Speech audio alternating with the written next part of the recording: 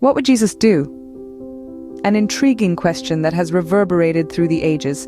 A question that can act as a moral compass in a world filled with dilemmas and difficult choices.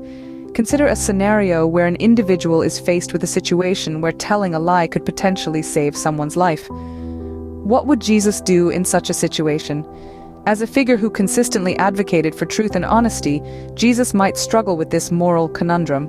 But remembering that Jesus also embodied compassion and selflessness, one might surmise that he would prioritize the preservation of life. Now imagine a different scenario where a person comes across a homeless individual on a chilly night. The person has the means to help but also has their own needs and responsibilities. What would Jesus do? Jesus, known for his kindness and generosity, would likely extend a helping hand, demonstrating that love and empathy often triumph over self-interest. Let's switch gears and delve into a more complex situation. One that involves forgiveness. Suppose a person has been hurt, betrayed by someone they trusted.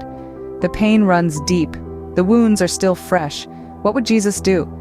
Remember, Jesus was a beacon of forgiveness. He taught us to turn the other cheek, to forgive not 7 times, but 70 times 7. So it's highly likely that he would choose forgiveness even in the face of deep betrayal.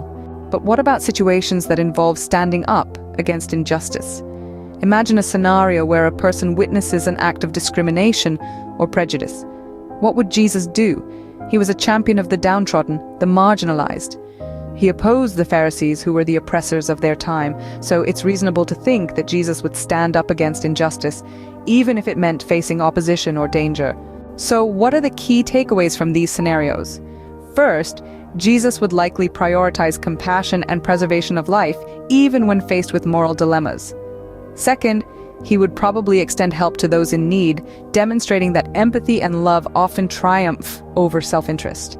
Third, in situations of betrayal and hurt, Jesus would likely choose the path of forgiveness, embodying his teachings of turning the other cheek.